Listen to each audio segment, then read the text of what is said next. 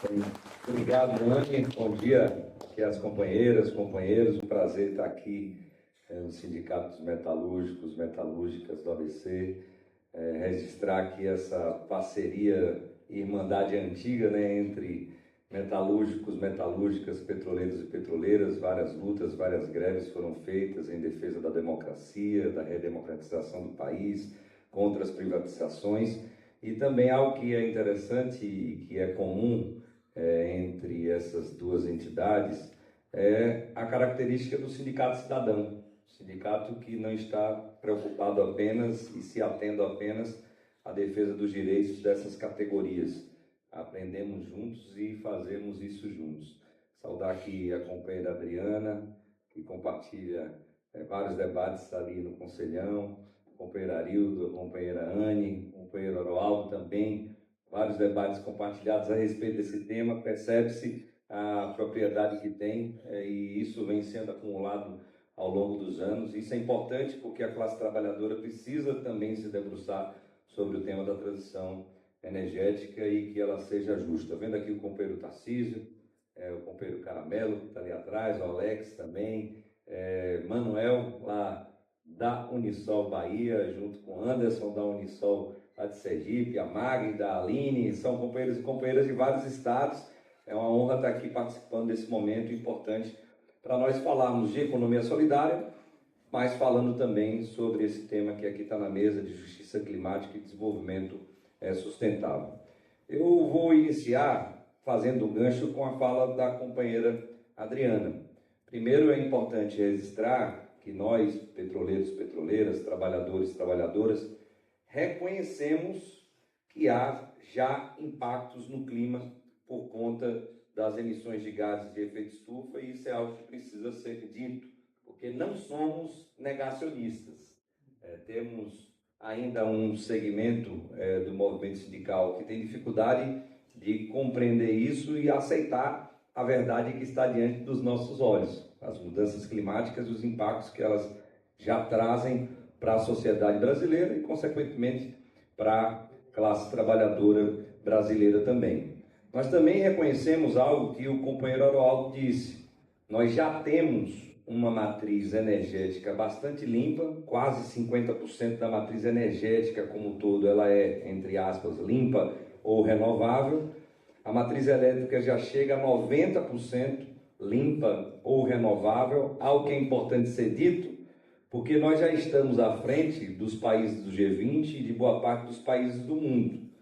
Então, é interessante dizer isso porque nós não podemos aceitar tudo que vem de fora, tudo que querem impor para a neoindústria brasileira, para a transição energética no Brasil, porque há outros interesses supranacionais que divergem dos interesses do Brasil e de sua população e principalmente da nossa soberania.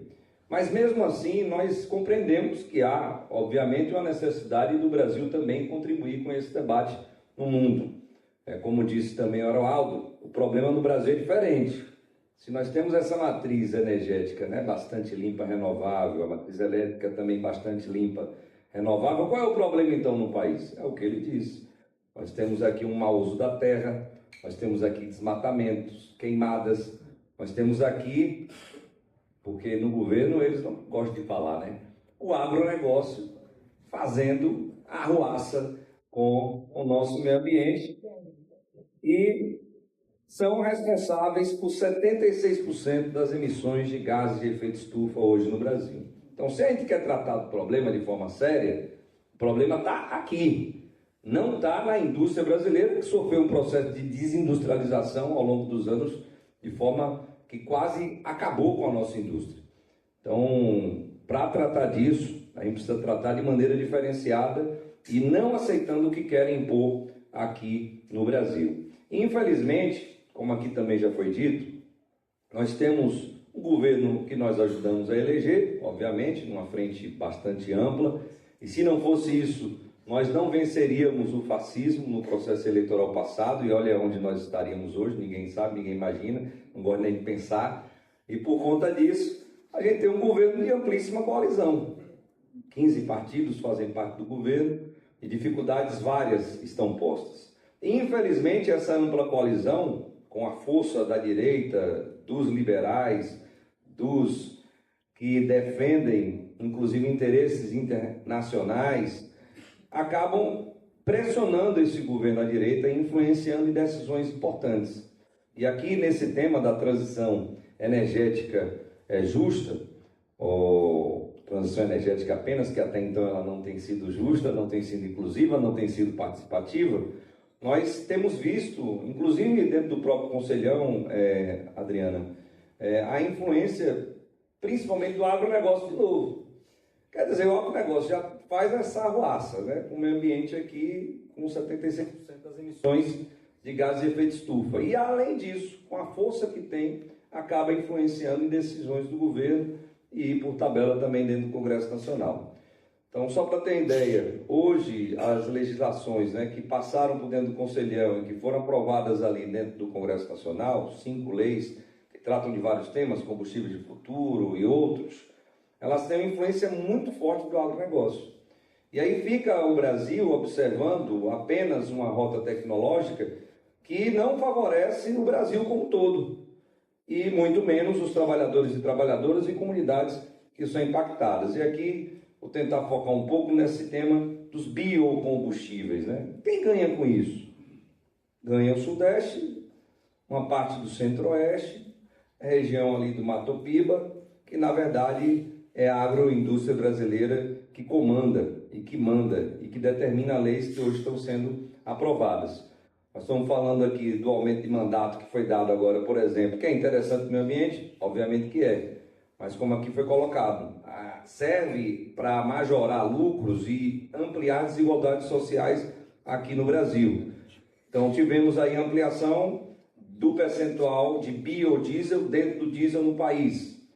Temos a ampliação do etanol dentro da gasolina aqui no país e vai ampliar ainda mais. Mas quem ganha com isso? A agricultura familiar se beneficia disso?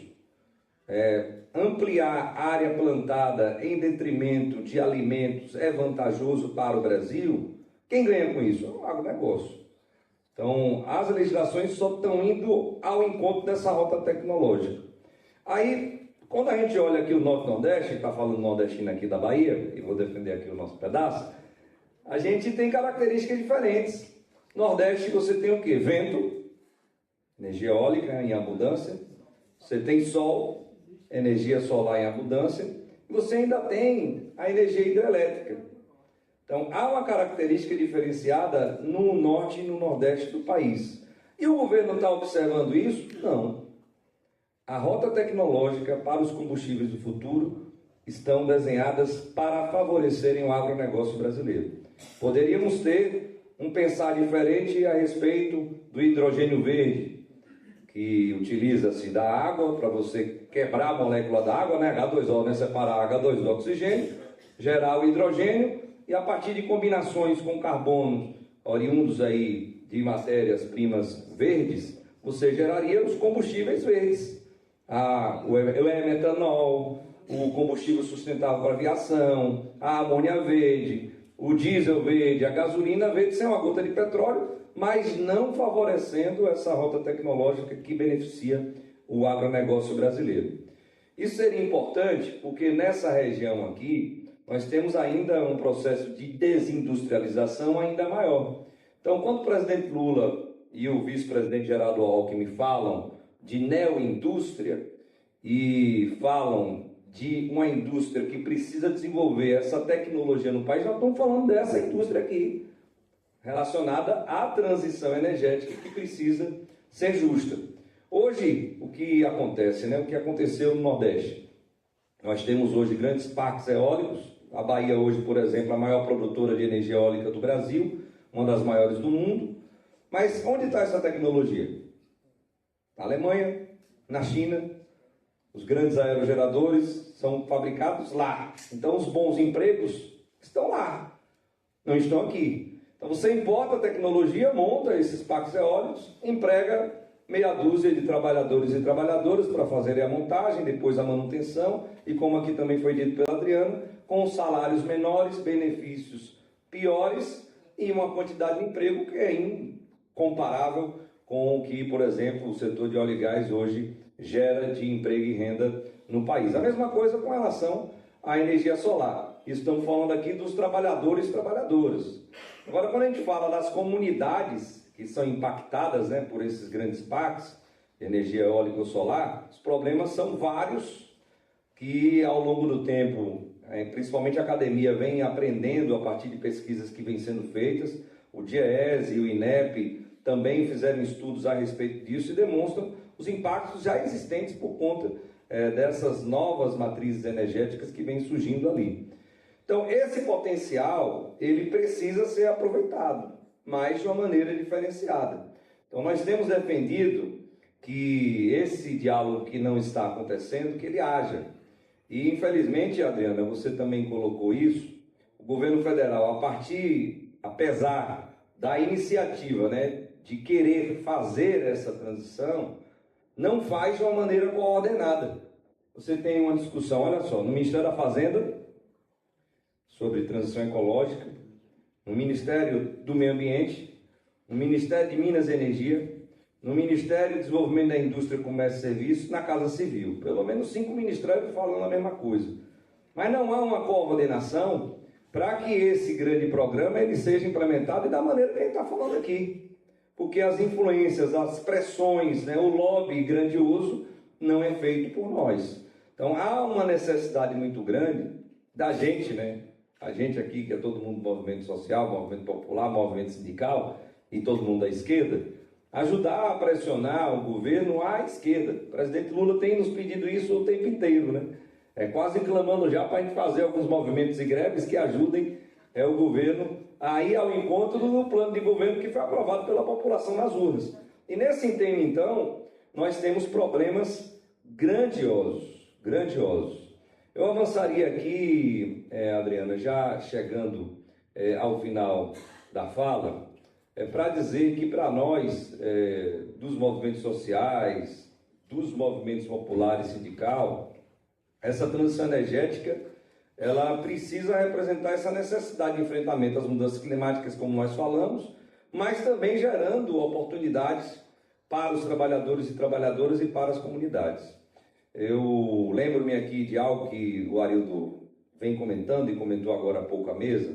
Por exemplo, grandes empreendimentos como esses que chegam, né, no norte e nordeste do país, e aqui também, acabam tendo de fazer uma série de compensações socioambientais, e quando a gente vai ver, o diálogo não é feito conosco.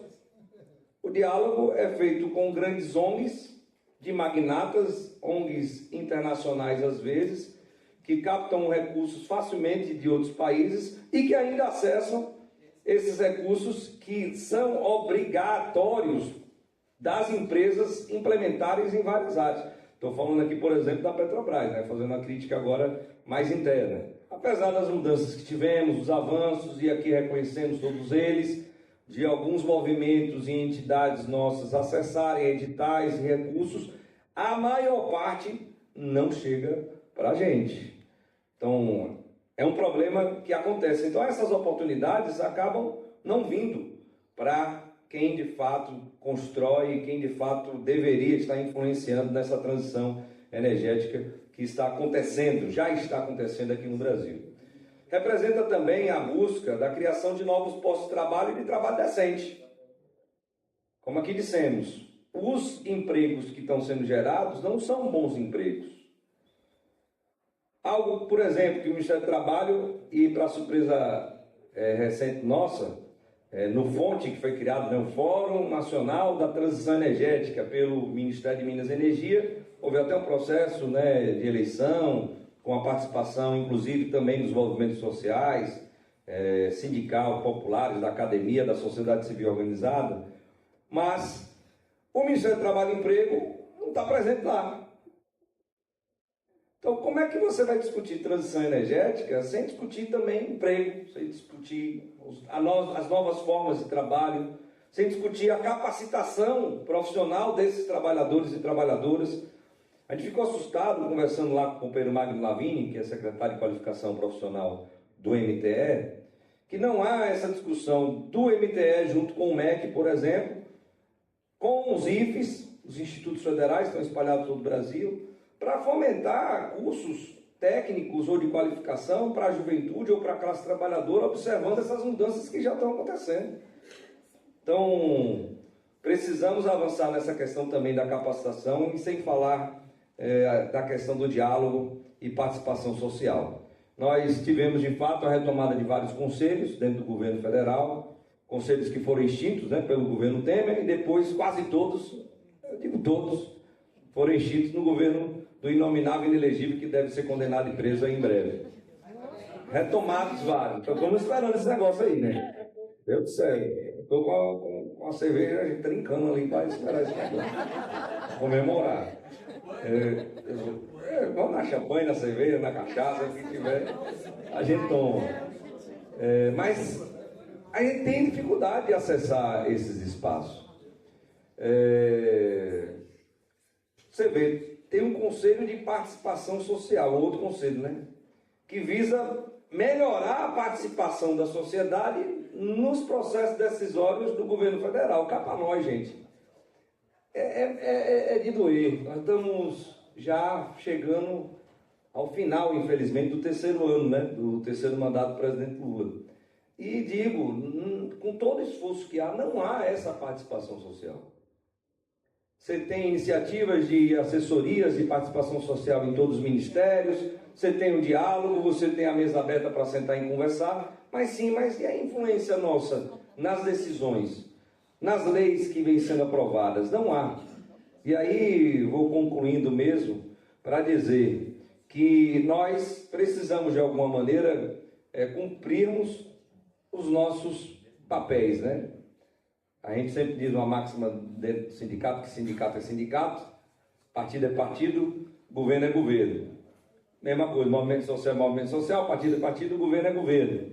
Então está na hora, de fato, entendendo a dinâmica da conjuntura, de nós também ajudarmos no sentido de pressionarmos o governo mais à esquerda. Porque senão, essa transição energética, ela virá, está vindo, ela está acontecendo, os empregos serão gerados lá fora, a neoindústria, ela não virá para o Brasil, e o Brasil continuará sendo essa grande fazenda exportadora, né? Nesse caso de energia, e aqui estamos falando de hidrogênio, estamos falando de biocombustível, e depois importando de lá das Europa e daqui do Império Estadunidense, os produtos manufaturados beneficiados para nós usarmos aqui nesse que é o sexto maior mercado consumidor hoje de combustíveis do mundo e que vai precisar também desses combustíveis do futuro. Só para a gente ter uma ideia, no Brasil hoje, nós temos 19% da população dos domicílios brasileiros que sofrem de pobreza energética. Então, se a transição energética ela for feita da maneira que está sendo, essa pobreza tende a ampliar. Porque esses combustíveis do futuro, da maneira que hoje nós temos visto, eles serão cada vez mais caros. E a população, o povo brasileiro, não conseguirá acessar esses combustíveis, que serão necessários, não só aqui no Brasil, mas também em todo o mundo. Então, eu concluo, Ani, de fato, dizendo que a FUP está bastante preocupada com relação a tudo o que está acontecendo, a esse distanciamento ou descolamento, né, que o governo, pelos motivos que nós compreendemos, está tendo e afastando nós dos espaços decisórios. Então é muito importante que nós consigamos, de alguma maneira, pressionar para que avancemos nessa transição energética que precisa ser justa, precisa ser inclusiva, precisa ser participativa, porque senão todo mundo aqui vai ficar de fora. Eu lembro-me aqui de um exemplo lá na Bahia, que agora, né, por exemplo, está implantando uma outra indústria lá de etanol a partir do milho. Tudo que a gente falou aqui, tudo por biocombustível. Temos áreas ali no oeste que você tem, é verdade, o agronegócio pujante. Mas também existem gigantescas cooperativas da agricultura familiar, plantando também soja, plantando também milho, em grandes regiões do estado da Bahia. Foram envolvidas na discussão de fornecimento, pelo menos um percentual para fornecer para essa indústria que vai ali produzir etanol, uma outra que está indo para o estado, tudo no biodiesel, nada ainda voltado para as características da Bahia. Indo lá, uma indústria que vai produzir produtos, combustíveis do futuro a partir da macaúbas, parece um dendê, né? Ela tem um potencial energético gigantesco, uma oleaginosa grande. Envolver a agricultura familiar nisso, não. Então não há envolvimento nenhum. Se continuar do jeito que está, a gente só vai ampliar a desigualdade social e dar mais dinheiro para os gringos que estão chegando aqui, comprando terra, montando indústria, para isso tudo atrapalhar no desenvolvimento do nosso país. Então, agradecer, Anny, mais uma vez pela oportunidade de estar aqui com vocês e estar contribuindo aqui de alguma maneira com esse debate. Parabéns aí pela iniciativa.